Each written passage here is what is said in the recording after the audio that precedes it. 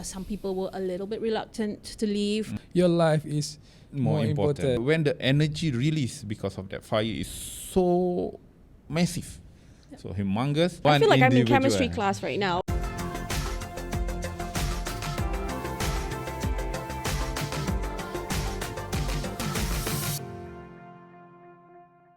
Hello everyone, welcome to another episode of Beyond the Headlines, the go-to space for the top stories that made the headlines and more. My name is Amalina Kamal.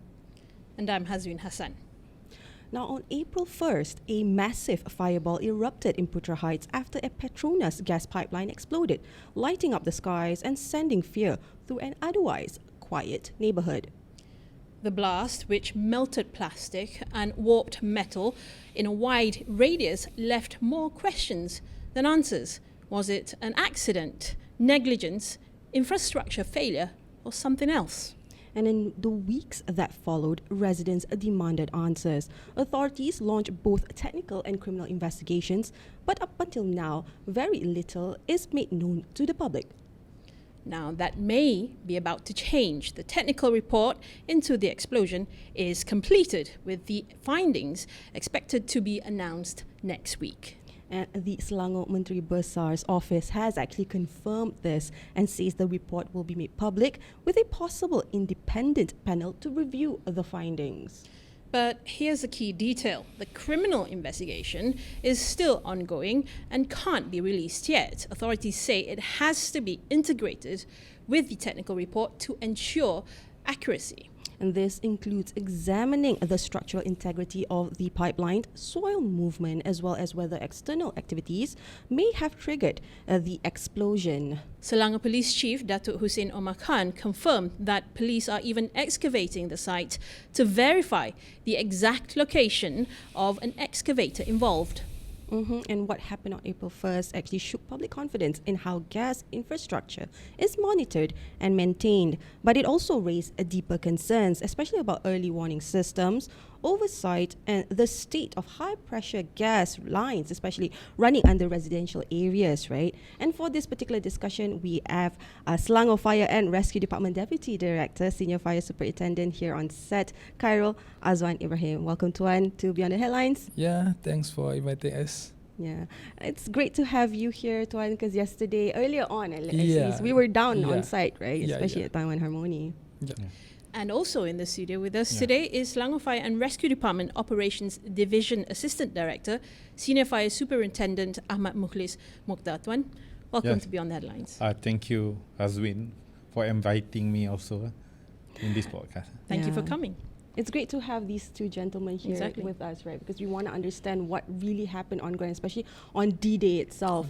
The panic, the chaos, because no one would expect, a very ordinary neighborhood such as Taman Harmony as well as Kampung Sungai Baru would be, facing such tragedy. But before we go into the discussion, we do have a special report on the particular incident. At first sight, this neighborhood looks like any other suburban street. It's quiet, ordinary, almost untouched by tragedy. But just 3 months ago, this was the site of a devastating tragedy. Putra Heights was the scene of an underground gas explosion, the kind of event which many did not expect. On the morning of April 1st, a massive fireball erupted from beneath this community. A high-pressure gas pipeline had ruptured with violent force.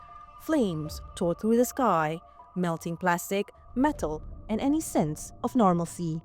Kalau ada yang semasa kejadian, heat radiation tu boleh mencecah more than 1,000 degree C. Heat, bila kita ambil bacaan dia punya heat radiation dia tu. So, kalau nak compare dengan kebakaran biasa sangat jauh lah sebab ni gaseous fire. So dia punya heat dia tak sama macam hydrocarbon punya fire. Dia punya heat. Normal kebakaran selalunya? Normal kebakaran 4 to 500. Is it safe to still be here? Basically it's safe lah. It's safe. There's no issue by safety. Right now ada kerja construction ataupun rectification by Petronas and their contractors. I'm near where the epicenter of the blast is. Behind me is where the gas pipeline once lay, leaving behind a crater almost around 10 meters deep. As you can see, remedial works are currently in effect to ensure that the area is stable and safe for the public. Some homes remain occupied. Kalau kita tengok video-video sebelum ni memang agak chaos lah, agak chaos. So memang nature anggota bomba ni untuk part of kita punya dalam operation, kita akan menenangkan masa. So kita guide them the way to tempat selamat, and then kita assist them. Ada some of them sempat keluar dengan kereta, and then some of them kita bawa melalui jalan kaki, dan ada few yang kita kena rescue by stretcher. At the same time, kami buat check house by house, one by one, ketuk pintu, panggil untuk victim ataupun owner kat dalam keluar lah. When the incident occurred, Selangor firefighters rose to the moment. Mobilizing 22 engines and 111 personnel from 11 stations, they braved the inferno. Evacuating residents was the top priority, but faced with a firestorm of such intensity, firefighters couldn't fight it head-on. Untuk strategi gases fire ni memang kita tidak sesuai kita melakukan direct attack. Okay? Because dia punya heat radiation sangat tinggi, dia boleh mencairkan even kami punya protection pun akan affected. Okay? Dan juga boleh affected kepada keselamatan anggota penyelamat itu sendiri. So the best way is tutup, injak, and then buat confine, cover kawasan sekeliling supaya kemerdekaan tak ada, and then let it burn. Itu the best lah bagi oil and gas fire. Investigators have confirmed that the gas explosion in Putra Heights was caused by underground environmental factors. Decades of soil movement and underground water build-up weakened the pipeline. Hasil siasatan mendapati pipe gas yang terlibat memenuhi spesifikasi teknikal yang ditetapkan. Namun begitu, bahagian bawah pipe didapati tidak disokong sepenuhnya oleh tanah unsupported segmen yang dikenal pasti lembut dan lebat. Ini mengakibatkan kegagalan fizikal pada bahagian pipe di lokasi kejadian, menyebabkan kebocoran gas dan kemudian terbakar. The Selangor government is now forming a special committee with Petronas to strengthen safety laws and planning policies along high-risk pipeline routes. Ini antara langkah susulan yang dibuat oleh pihak kerajaan negeri yang kita namakan jawatan kuasa khas, yang akan menilai laporan-laporan yang diberikan, kemudian mencadangkan kepada pihak kerajaan negeri dan juga kerajaan persekutuan dan agensi-agensi terbabit untuk melakukan langkah-langkah susulan supaya aktiviti ini ataupun event seperti ini tidak lagi berlaku. Local leaders are also under pressure to ensure this never happens again. I hope the entire report has come with a transparency report in terms of who's supposed to be accountable or responsible for the explosion. If there is something that lacking, improvement has to be done. Behind every technical explanation are lives forever changed, families uprooted, daily routines shattered. What may be a cause and effect analysis on paper is in reality someone's home, someone's safety, someone's peace of mind lost in an instant. Daripada hari kejadian tu, setelah boleh masuk ke tapak kejadian, boleh katakan saya banyak habiskan masa saya kat sini lah. Boleh katakan daripada pagi sampai ke malam, sampai ke pagi kadang-kadang tidur kat sini. Lepas tu ada sahabat-sahabat saya yang datang temankan saya untuk jagalah harta yang ada. Nak kata tidur tu orang kata beralih-alih lah. Daripada hujan, duduk dalam kereta. Lepas tu bila tak hujan, duduk kat luar. Peninggalan yang tinggal itu saja yang saya ada. So saya terpaksa kena jagalah hak keluarga saya apa yang ni. Okay, dalam keadaan kesihatan agaknya saya yang dipilih daripada Allah SWT untuk menjaga barang-barang ni lah daripada adik-adik yang lain yang agak teruk kesakitannya. For Khairul, a lifelong resident, the memory of that morning still haunts him. He now watches over the ruins of the home and business his family built, reduced to twisted metal and scorched earth. They lost everything. His mother suffered severe burns and underwent 3 skin grafts. Even Khairul himself bears the scars. Perniagaan kami pun perlukan jugalah sebenarnya, sebab apa kami mulakan bangkit lah, sebab kami dah tak ada apa-apa perniagaan. Kalau pengkat dalam masa 3 bulan ni memang kami nakkan rumah tu secepat mungkin lah siap supaya kami dapat berkumpul balik di macam sebelum ni lah. As of June, the Selangor Putra Heights Explosion Recovery Committee status report notes that rebuilding is underway in Kampung Kuala Sungai Baru, with some homes set for completion by October. Meanwhile, in Taman Putra Harmoni, over 100 homes are part of a longer-term planning, with work expected to finish by mid-2027. For Putra Heights, the Sime Darby will be the company will be doing, or rather be assigned to restoration of the houses. We have 2 categories. One is a total of houses and affected houses, and some are houses which has been affected due to a small kind of repair works. So what we have decided at the moment is those who are the small repairs, they can repair and claim. And the one that need major repairing, then Sime Darby will be helping in terms of repairing that conditions of the house. SPMB is on the Kampong side. It's a different constituent, but what I was told is, as far as they have finalized the assessment of the current house and what are the design that are going to be built for that houses, because Kampong houses is built according to what they have built at that point of time. Compared to in Putra Heights, yes, it's already, we know already what's the design of the house already. It's all standardized. The Putra Heights gas explosion may be gone, but the memories still burn. One thing is clear, it's actions that truly matter. And the lingering question here is, how long can life go on in the shadows of such devastation?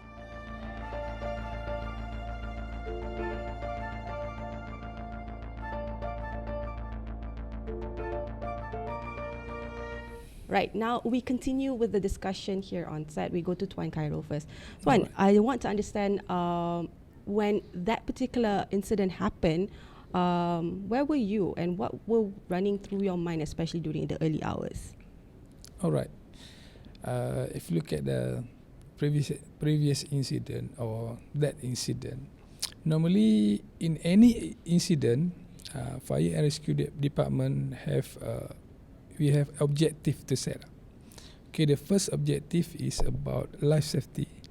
Second is to stabilize the incident. The third is property prevention, and the fourth is environment preservation. All right. With 4 objectives, these 4 objectives, so we set up our strategy, tactical and tasking. So the first, when the team arrived at scene, so we set or we take the action is for the life safety. So we make or we use tactical to evacuate the victims or the crowd to safe place. The first step. Right. All right. And the second, for the second, we have to stabilize the incident. So how we used to stabilize the incident? So the tactical is we shut down the valve, because the different fire is different strategy. For that incident is a gas fire, and also we can see the jet fire is more than 30 meters, I think, and also fireball. Right. All You right. can see it from miles away. Yeah, actually, from even miles away. If you're on a highway, All right. right? So what the best strategy to extinguish or to shut up the fire?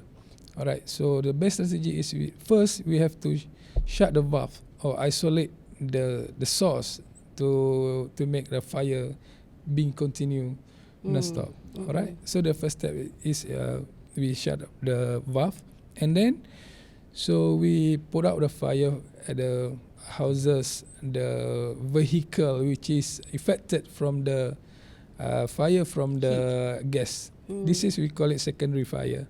So the fire, because of heat radiation, because of the effect of the fire, so there is damage of houses which is burned because of the heat very high. It's almost or more than 1,000 degrees Celsius. Yeah, I remember that you explained it to us when we went down on the ground earlier on, right? Yeah. We saw the extent, or at least the magnitude of the heat. Yeah. Like you actually saw the chassis of the cars up to the bones even, right? And it's complete total loss. Yes. In some of the houses, you can also see the structures. And these are not like rumah kayu. These are actual concrete buildings. Concrete buildings, yeah. Tuan Muklis, can I go to you, especially on scene itself, right? How vital were tactical sort of operational strategies, especially when dealing with such incidents? Amalina, thank you for asking that. Okay, so this fire is something that is happen one in a lifetime, one in our what we say. In our span of working, we can only face this type of fire once. So, actually, before the fire occur on 1st of April, we already do what they call exercise with Petronas. And during that exercise, we have already made collaboration, and we already discussed how we need to cater if there is a rupture in the pipeline. If I'm not mistaken, the exercise that we did is in 2024. Actually, it's almost 1 year before the actual incident occurred. So it is vital because we said the energy release, is so massive. It's a massive fire, and the heat generated, as said by my deputy director, is the fire itself generate 1,000 degrees Celsius, and within 100 meters from that fire, the ambient temperature reach up to 600 degrees Celsius. That's like more than double, right, of what humans can. Yes. Okay. Actually, actually more than that, not more than double. More. We can only tolerate around 60, and then the skin start burning. So, and then because of the temperature, we can see about 400, more than 400 premises, houses, and about 600 vehicle affected by the fire. And this we can because of the temperature is reaching 600 within the 100-meter radius. So the ignition point, auto ignition point of petrol, gasoline inside the vehicle is around 200 to 300. So we can see a lot of vehicle auto ignite. They automatically burn because of that, the heat that is generated. And this is what we can see in the area. One electrical vehicle safe. There's only some minor melting and effect in that electrical vehicle, but almost all the vehicle within 100 meters is engulfed in fire. Right. And the most severe one is directly in front of the about 100 meter from nearby the pipeline. Nearby the pipeline. Earlier you were talking about how nearby property were damaged, obviously from exposure to the heat. And before the recording, you were explaining to me about how fire or heat can cause damage in three different ways. And I'm just trying to understand, like, of the three different ways that the fire or the energy from the heat was dispersed on that day, which one is the most devastating? And of course, I mean, you know, for the sake of our viewers, please explain those three ways that fire can, heat can spread, rather. The first way, which is direct direct contaction, right? Direct. So just fire and you touch the fire, so direct. And the second is perolakan haba, heat convection. So actually, the fire have energy, so they push the heat. You can go the more temperature or the higher temperature, so the convection is more. So meaning that you can so more far go. And then third one is Radiation. what do you call it?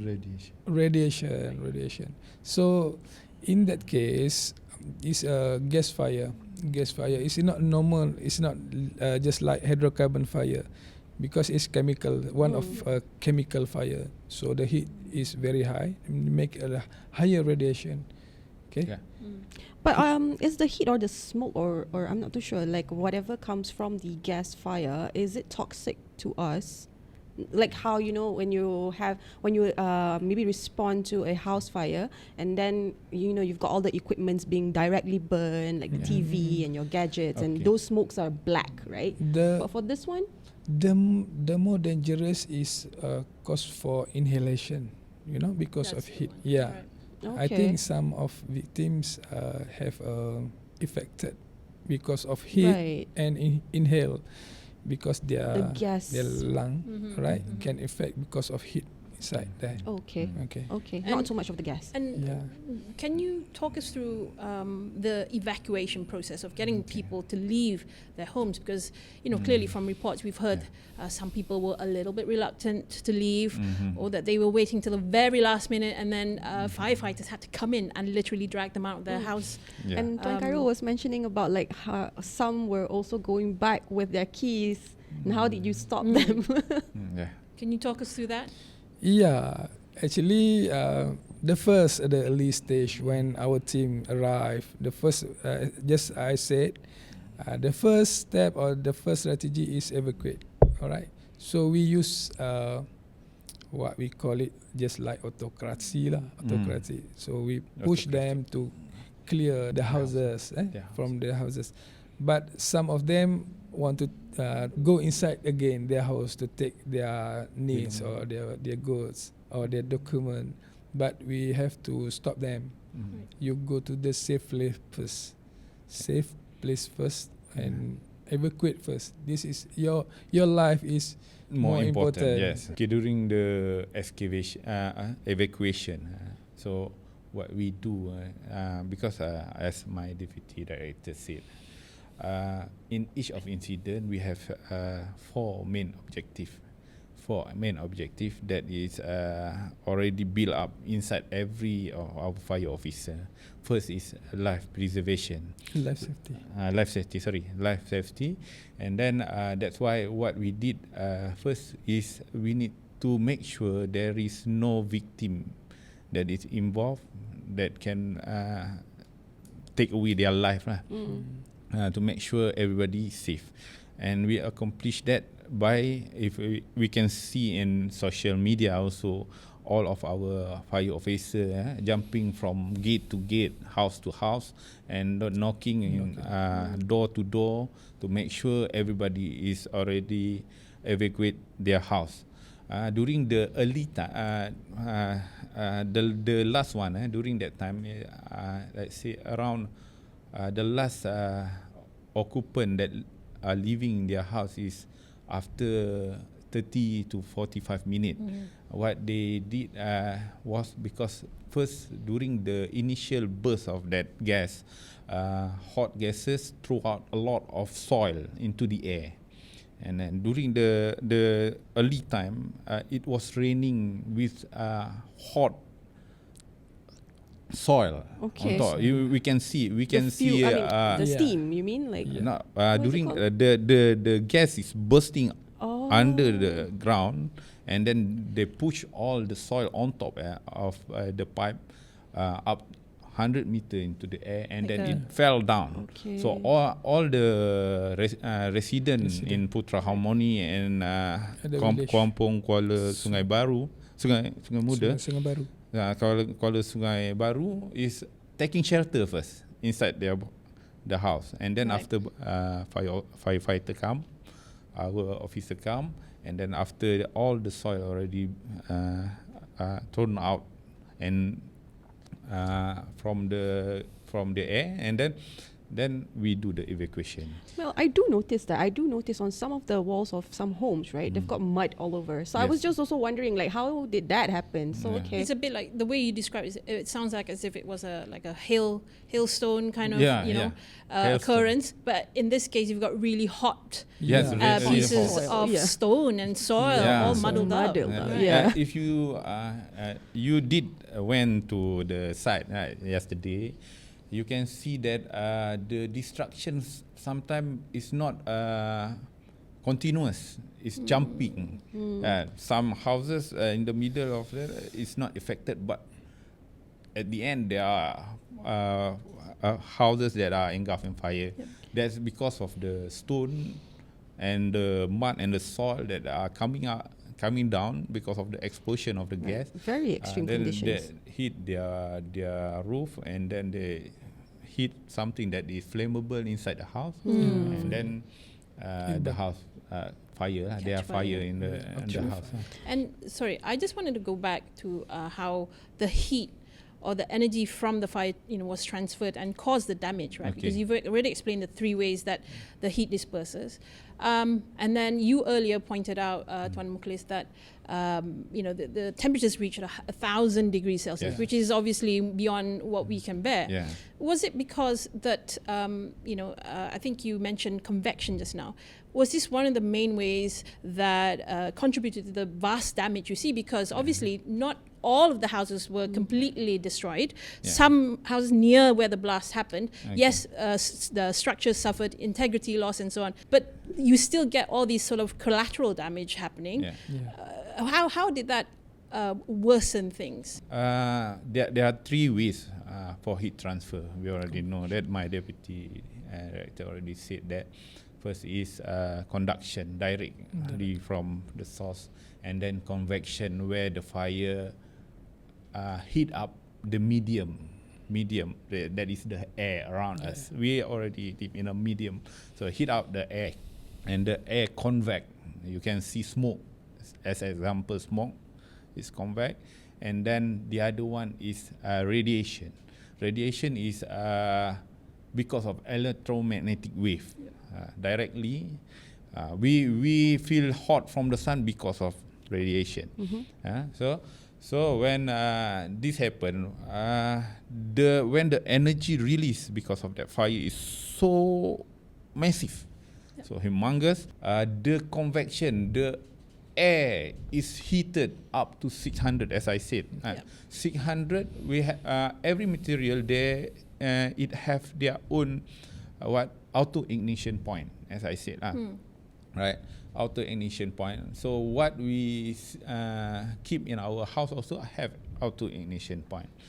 We can, as I said just before, in the early time during the accident, the soil is blown up into the air, and then the fire heat up the blown soil and debris and whatever, maybe stone and mud also, as you see On the at walls, on the yeah. wall of the house.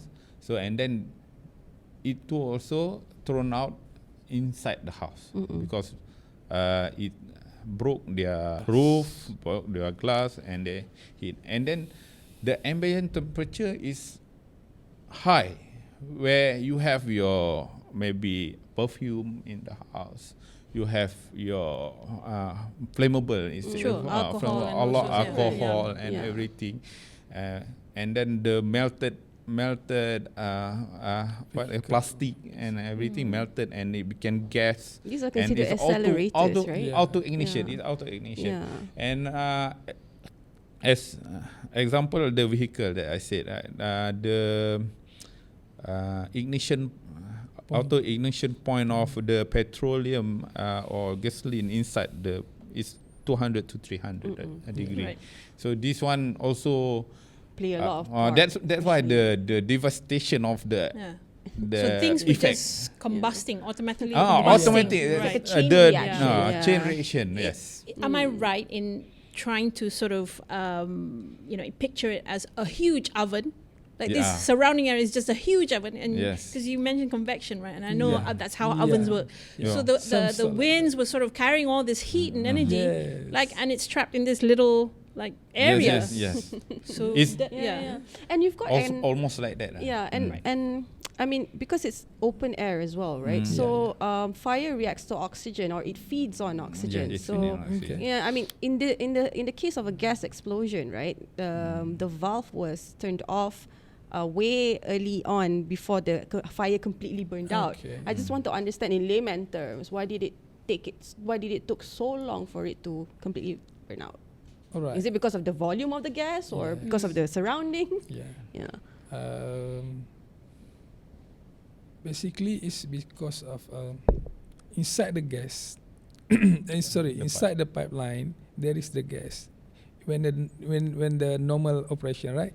So when the fire occurred, so the gas is come out with the rupture pipeline with the jet fire. All right. So when they shut off the valve right and left at the Puchong and then at Batu Tiga. Your question is why the fire is still there. All right. Because inside the pipeline it still have the gas and still have a pressure. Yes. Okay, because the size of the pipe is about 36 inch. 36 inch. 3 feet. 3 feet, about 3 feet, and the long 18 kilometers. About 18 kilometers. So when the fire occurred and when the valve shut down, the gas is still inside with the pressure. So it takes time to all the the gases burn, Right. and then the fire is finished. Because basically to pull out the fire is you have you seen the fire triangle or fire tetrahedron, right? So it's have oxygen, heat, and fire load or fuel. All right. So this is the way. So we have to put out one of it. Okay. All right. So in that case, we cannot cut off the oxygen, right? Yep. Because it's open air. The second, the heat is very high, temperature very high, so we cannot take action or strategy like a common fire, just like use a medium of water or foam. This is a common medium, which is bomber used to put out the fire, right? So we choose the third strategy is we cut off the fuel. So then the fire can be put out. I'm just curious whether or not our fire and rescue department has a forensics unit, and to what extent did you use that particular unit in assessing the Putra Heights incident? Okay, yes, we have a department, fire investigation department in division in Bomba. So their main role is to identify the source of ignition, why the fire happened and what is the source of ignition. Currently, they are still you in the intro. They are finishing their investigation. How the Dodge is leading it to determine why it happened, and we are involved in why the fire start, why the fire occur, how the fire occur. So because the gas itself is not the trigger of the fire, right? It's not, even if there is rupture or leakage in the pipe system, the gas need energy to start the fire. It just doesn't start like that. The ignition point is 500 degrees, if I'm not mistaken. I need to check. We need to check. 500 degrees Celsius, and then our temperature is not capable of reaching that. But the energy needed for the natural gas, in this case methane gas, to ignite is 0.28 millijoule. So even us working around generate 1 millijoule. One individual? I One feel like I'm in individual. chemistry class right now. But So it's very technical. Millijoule is the measuring unit for energy. The right? energy, the Right. energy needed to trigger Okay. the fire for methane is zero. If I'm not mistaken, 0.28 millijoule.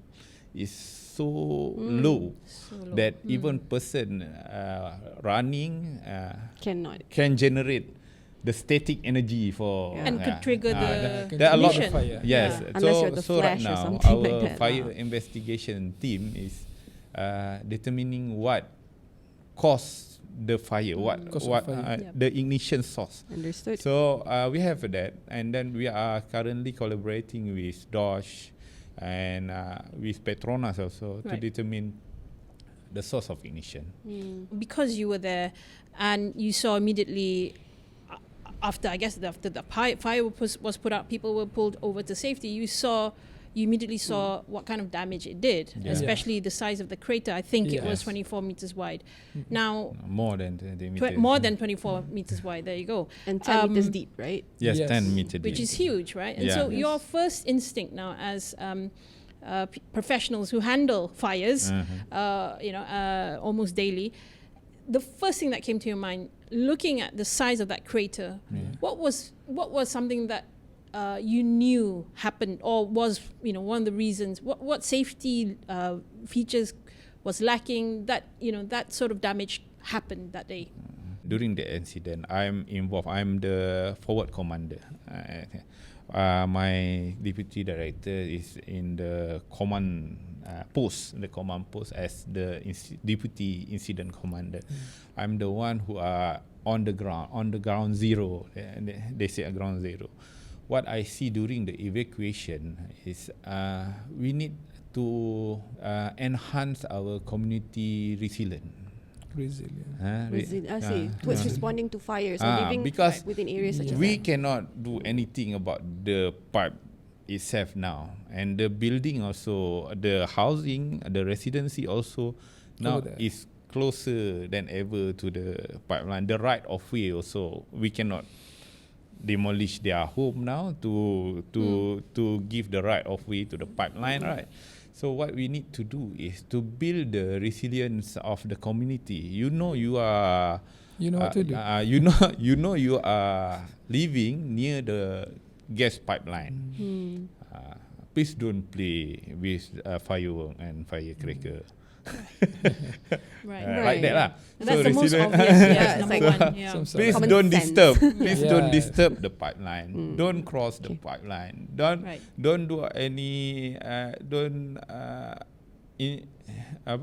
do anything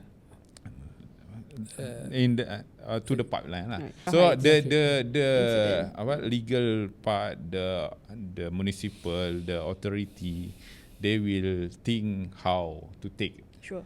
take action for that, so that this incident won't happen again in the future. They are discussing and they are taking whatever they can do. Yeah. Right. But the people who are the resident who are living near the pipeline should also know what they need to do. As we can see, during the evacuation, a lot of people that are injured, that suffer burn injuries, is because first, when they leave their house, they leave not covering their body. Because Some of the radiant heat, as I said, almost 600 degrees Celsius, and then it directly burn their skin. course, Okay? Yeah. So they need to know if there is a big fire, it's very hot, how can we get out safely? So we need to educate them. Do you think it's wise to advise people who live around these areas, these sort of high high danger zones like this, to maybe have a fire blanket ready in their homes. What are sort of safety steps they should take? Easier ones, I suppose. Like when an emergency happens, they can run out the door and then grab things that they need. That's why because this is case to case basis, right? Case to case basis. We cannot fix the solution. So if let's say there is heat, you need to cover your body. You need to cover your body to make sure you are not affected because of the radiant heat, ambient temperature and everything. I think also this is the worst scenario or the worst fire happen like this in Malaysia, I think. Where the proximity has a lot of residents, right? There's a huge fire and involve a lot of victims, right? And then so we have to study, and we will study. So what is the best precaution to share with the public? Okay. So this is something that at least the fire and rescue department is actively doing, especially coming up with like a guide, especially because as you mentioned, like it's standard procedures, right? But not a lot of people will understand it. Like you would think that someone who is living near to a gas pipeline will already have all those knowledge, but we tend to not think about it when the incident actually happens. I know we went all technical today, but we really want to understand the fire and the scale of the particular tragedy, right? How fire, I suppose, not operate, but the characteristics of a fire and heat, and then specifically also on this particular tragedy.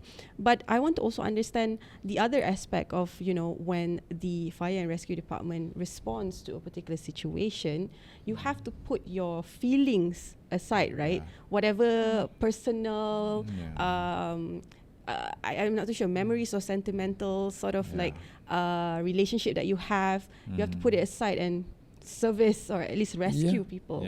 So how do you get yourself in that mood? Does it take years of training? Just curious. Okay. Yes. When everybody run away from the fire, right? Run away from the fire, we bomber fire officer have to go inside, to go and stabilize. Second objective of our department is to stabilize the incident, stabilize the fire. So everybody are running away. We have fear also. We are a human being. we are human being. Every time I went to an incident, furthermore, if it's such a massive incident as Putra Heights, it brought fear inside my heart also. So first is about the safety of my crew and my personnel. So this is what we said. Let's bleed in practice, right? And don't bleed on the ground, lah. Right? So we that's why on our time at our station, we emphasize on training. We need to do the training to prepare for whatever. Right now, Malaysia is toward developed country. There are a lot of hazardous material, a lot of new technology. Right now, we are on EV, right? EV, and then there are a lot of solar. This new technology coming with new risks for fire and rescue personnel. So this new technology, that's why we said we need to empower our fire officer.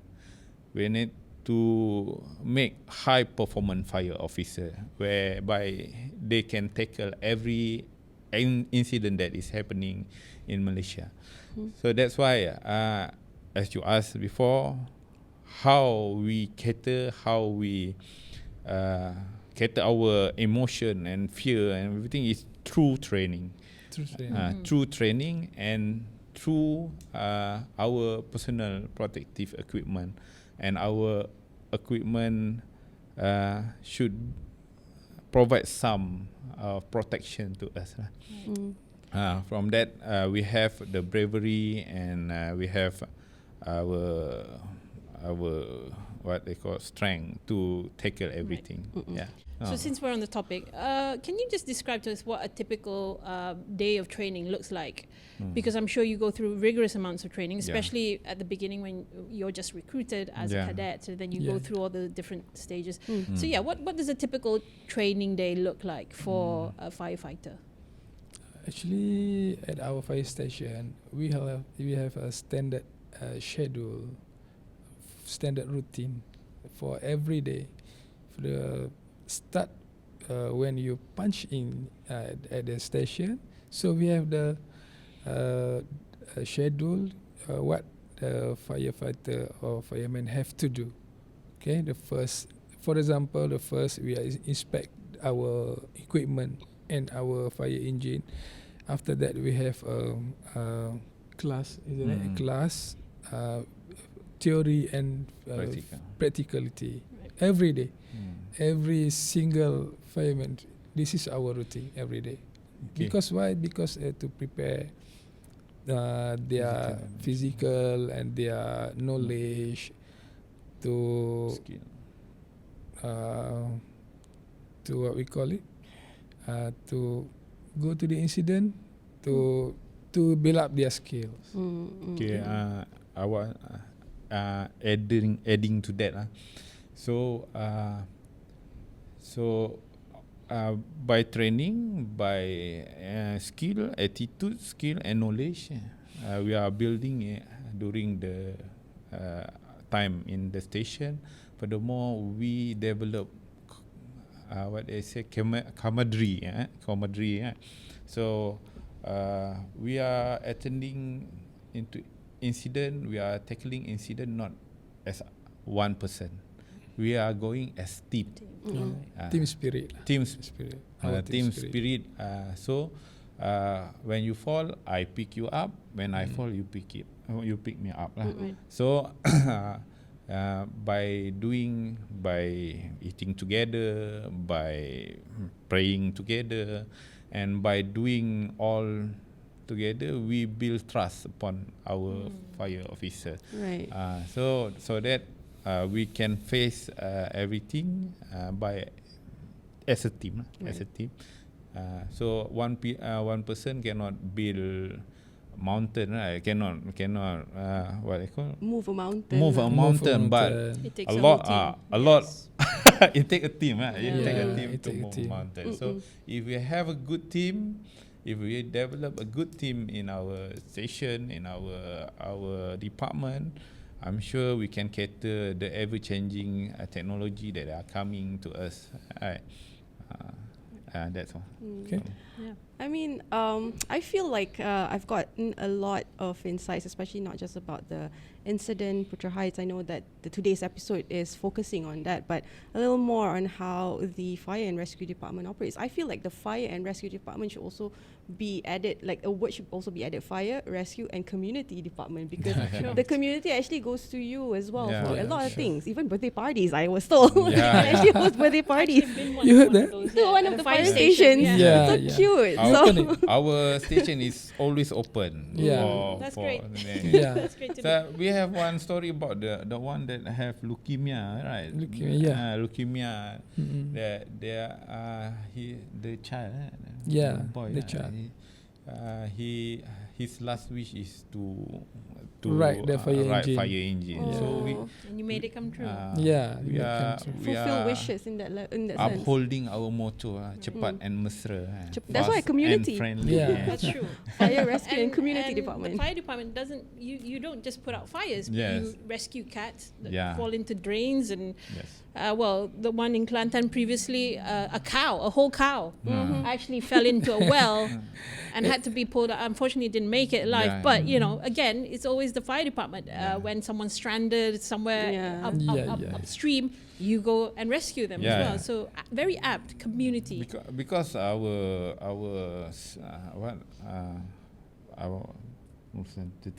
higher management says there's no wrong door policy in fire and rescue department. You can come to us with everything, and we will try to cater everything as we can lah. Yeah. So if something that we cannot do, then we cannot do lah. But anything that is we can do, we can provide help, consultation or whatsoever. We will try to give to the community. Yeah, we have to serve community. That's our objective. That our motto. Our motto lah. Right? Cepat and mesra, fast and friendly. Well, gentlemen, I truly am delighted with our conversation and discussion that we have here today. I hope our audience is also equally, now more informed and also, enjoyed the particular discussion, right? Any last words, at least from our guests? As I said, we have our own responsibility.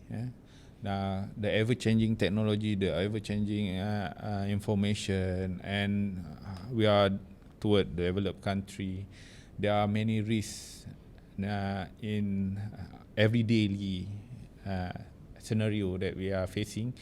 So we need to equip ourselves with what we should have to face our whatever happen lah. So we need to. Right now, people is like go to work, go home, like a sleep, zombie, and like a zombie, like a robot, yeah. robot. Right. So we need to, if Malay said, ambil tahu lah. Okay. We need to be prepared. If you live near the river, you need to be prepared for flood. If you live on a mountain, you need to be prepared for landslide. True. For my last word, I want to bring our community become a resilient community. Okay.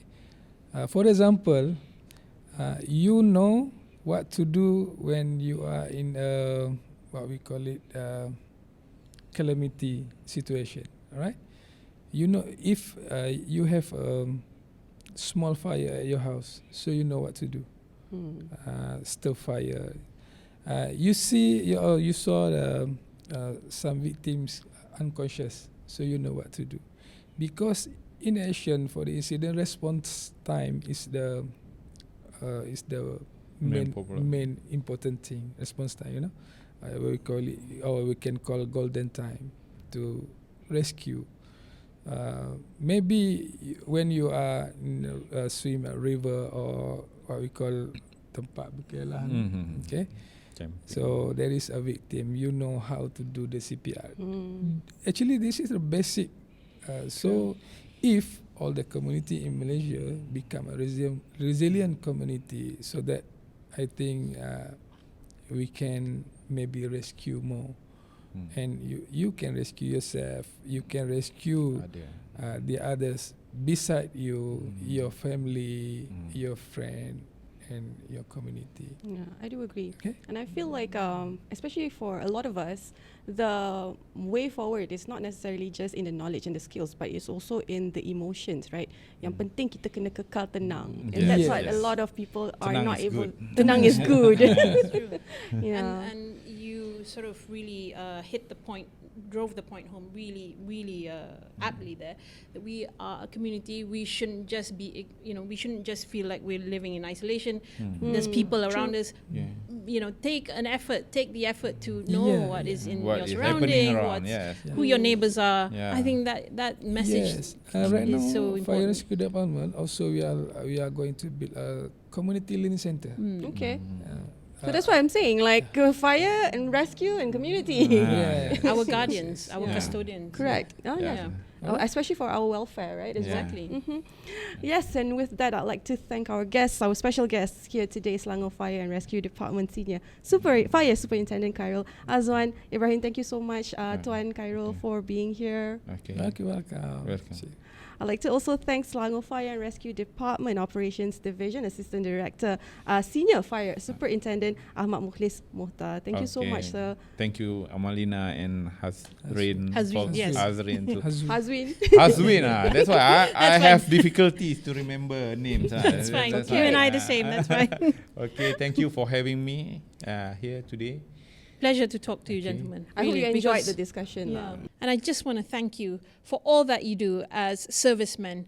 No, really, your selflessness, and when you respond to these incidents, your immediate thought is just for the safety of people there who you have to pull to safety, and you put your own safety and protection second before everyone else's. So really, I want to thank you for your selfless deeds and your sacrifices for the community and for the public. Thank you so much for all that you do. Thank you. Saving lives, not just human lives as well. Like, you know, any creature of God in that sense. Yeah. Like, Yeah. thank you both to our guests Yeah, again. Thank you, Hazwin. Thank you. That's right. And to our audience, thank you so much as well. If you do like this particular episode, don't forget to like and subscribe. Don't forget to also turn on the notification bell. If you haven't already, you'll not only get NST Beyond the Headlines update, other NST Online's news report will be delivered to you.